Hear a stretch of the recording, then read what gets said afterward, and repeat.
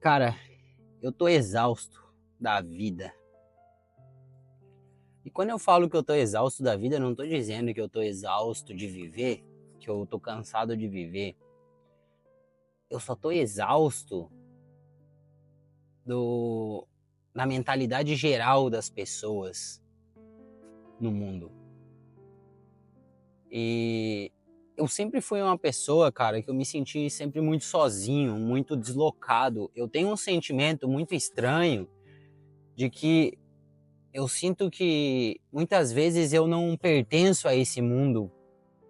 E eu tenho um sentimento de que, por mais que eu tente me explicar às vezes e tente me justificar e colocar os meus pensamentos em palavras, é muito difícil eu encontrar alguém que consiga me entender.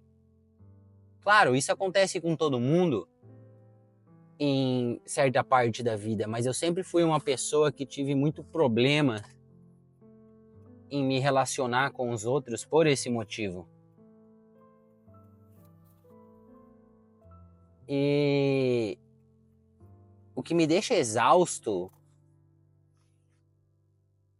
no geral, é como eu falei, é essa mentalidade coletiva que eu vejo no mundo hoje em dia, aonde, cara, ninguém tá nem aí pra nada, sabe? As pessoas só estão interessadas em buscar o prazer, em ir atrás do prazer e dos desejos da vida, os desejos mundanos da vida, né? E eu sinto que tá cada vez mais difícil encontrar pessoas que possam ter conversas verdadeiras e conversas significativas, ou simplesmente encontrar alguém que se importe de verdade com você. Claro, cara, o foda disso é que você corre grande risco de ser taxado como chato, entendeu? Não que eu não importe, eu nunca me importei com isso na minha vida, das pessoas falarem que eu sou chato ou porque o meu modo de ver a vida é chato. E tão pouco eu acho que a gente tem que ficar o tempo inteiro tendo conversas profundas e conversas profundamente filosóficas. Mas o que eu sinto é que é como se a gente estivesse vivendo num mundo onde está todo mundo numa inércia coletiva, onde está todo mundo sendo manipulado, sabe, pelos filmes, pelas músicas, pelos discursos inflamatórios que muitas pessoas públicas, políticos fazem, e que todo mundo fala, não, realmente a gente está sendo manipulado, mas ninguém faz nada e ninguém se incomoda em fazer nada. É como se, bom, vamos aceitar essa merda aqui que a gente vive, porque é o que a gente tem, entendeu? E isso é tão triste, cara, porque eu lembro, por exemplo,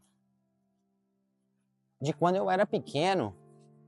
Eu cresci nos anos 2000, né? Onde eu passava o tempo inteiro na rua, andando de bicicleta, jogando bola, me conectando com meus amigos, conversando, sabe? Fazendo amizades. E eu vejo hoje em dia não existe mais esse tipo de coisa entre as crianças, por exemplo. E eu tenho uma filha, né, cara? Eu tenho uma filha de 8 anos. Eu fico muito preocupado com o futuro do mundo, principalmente porque ela vai estar aqui. Ela vai estar aqui quando eu não tiver mais. E olha só como fica período de outono, as folhas no chão, as folhas meio marrons, douradas. Então, eu penso muito, cara, no longo prazo, porque eu penso na minha filha, por exemplo. E é uma coisa que me deixa um pouco preocupado, Porque eu vejo que parece que, ao mesmo tempo, eu tenho uma certa esperança, sabe? De que as coisas estão mudando, principalmente quando eu encontro conteúdos parecidos com o meu no YouTube, que estão crescendo cada vez mais. Porque a gente tá só na busca pela atenção, dopamina, sabe?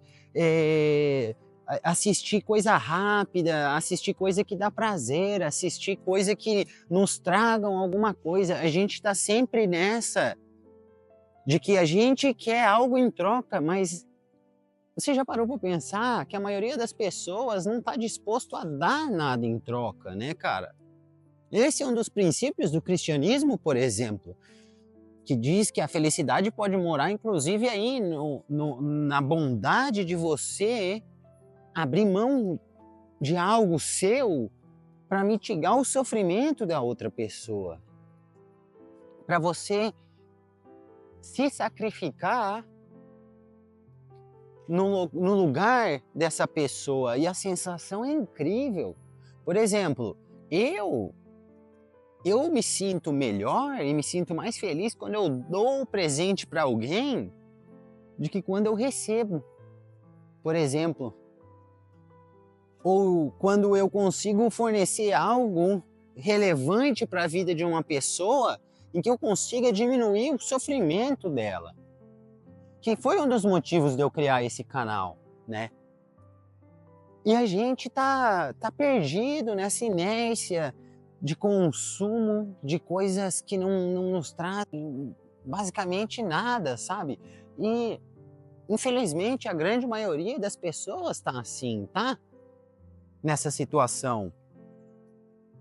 E eu, graças a Deus, estou conseguindo sair dessa inércia, sair desse mundo aonde eu não fazia nada comigo, eu não fazia nada de significativo para minha vida. Eu não estudava, eu não lia, eu só jogava videogame, só ficava assistindo vídeo inútil. E cara, pensa, a vida tem um livro, eu sempre menciono esse livro, né? As 16 Leis do Sucesso e do Triunfo, de Napoleon Hill. Se você tiver a oportunidade, lê esse livro.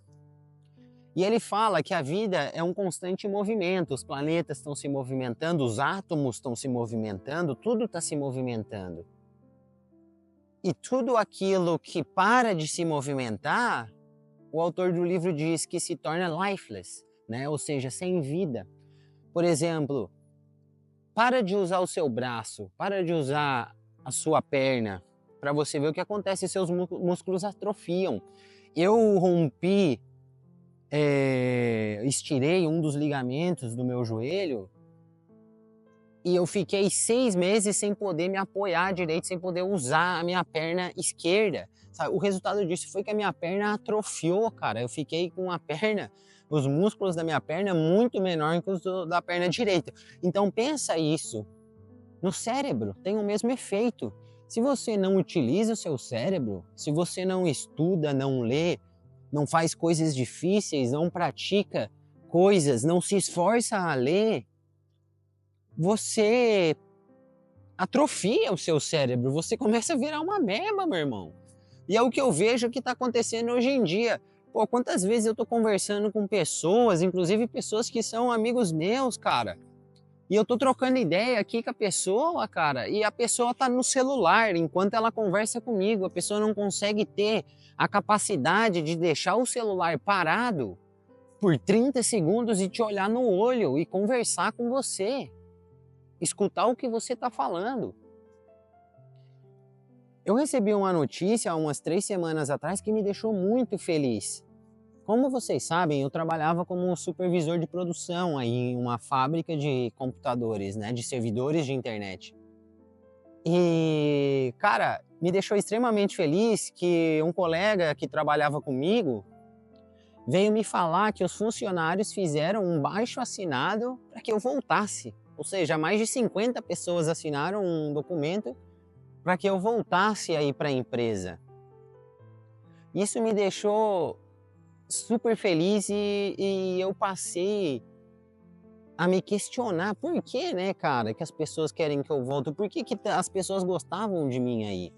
E uma vez conversando com uma moça que trabalhava aí, uma brasileira inclusive, que trabalha na área de recursos humanos, ela falou para mim assim, ela falou: José, você tem uma coisa hoje em dia que pouquíssimas pessoas têm, que está se perdendo no mundo, que é o poder de cativar os outros. Você realmente se importa com as pessoas, você pergunta, você olha no olho delas, você pergunta como elas estão. E eu passei a refletir isso, cara, e realmente eu tinha 60 funcionários aonde eu sabia o nome e o sobrenome de todo mundo, cara. Eu sabia muitos desses funcionários, claro, os que tinham mais afinidade comigo, eu sabia o que estava acontecendo com a vida deles, eu sabia quais eram os problemas que eles estavam passando, sabe? Eu sempre olhei no olho, eu sempre chamei as pessoas pelo nome, porque eu sempre tratei elas de forma que eu gostasse que eu fosse tratado.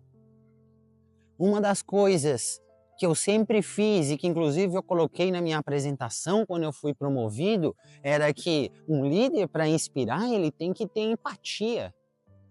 E a empatia, ela passa pelo respeito, por você demonstrar respeito pelos outros. Por exemplo, quando eu ia conversar com alguém, muitas vezes os funcionários estavam agachados de joelho, fazendo o cabeamento dos servidores de internet, né, dos servidores. Eu sempre me abaixava para falar no mesmo campo nível deles. Eu me sentia desconfortável de olhar alguém assim e conversar com a pessoa que está trabalhando de joelhos, sem me abaixar e olhar ela no mesmo nível. Porque eu não sou melhor que ninguém. E apesar que você possa pensar, pô, Zé, isso é bobeira, mas não é, cara. Eu pratiquei isso na minha vida. Eu pratiquei isso aí em um ambiente onde tinha mais de 15 nacionalidades diferentes.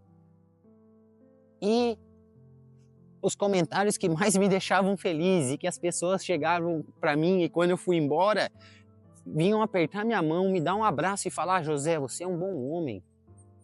Você é o melhor chefe que eu já tive. Porque as outras pessoas, a grande maioria das pessoas, e eu não tô falando que eu sou aqui um bom samaritano, que eu sou um cara perfeito, eu sou cheio de defeito, cara, igual você é. Só que eu sempre tento ser o meu melhor a cada dia e eu tento respeitar as pessoas da forma que eu gostaria de ser respeitado. Então eu acho que muito da parte que eu falo, essa árvore aqui com essa parte, com essa trepadeira grudada, eu acho muito bonito. Então,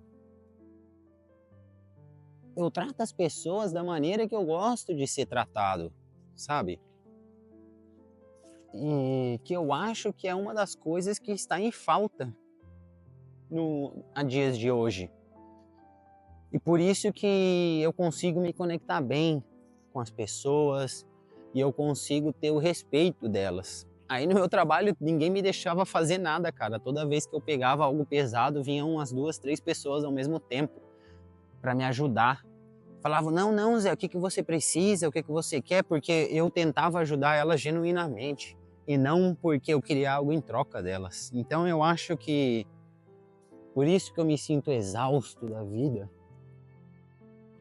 por muitas vezes eu querer que as pessoas fossem mais assim, sabe? Não igual eu, mas que as pessoas pensassem e se importassem mais com os outros, no geral, cara. Porque, no fim das contas, o mundo tá uma merda por causa disso. Se a gente praticasse aquele pensamento, né, não faça com os outros o que você não quer que façam com você, com certeza o mundo seria um lugar melhor. Deixa aí nos comentários o que você acha disso, se você se sente dessa maneira também. Sabe, eu sei que eu não sou o único que me sinto assim. Inclusive por isso eu decidi fazer esse vídeo, para ver se existem mais pessoas que se sentem assim como eu. Demorou, rapaziada? Um abraço no coração de vocês e até a próxima. Nós.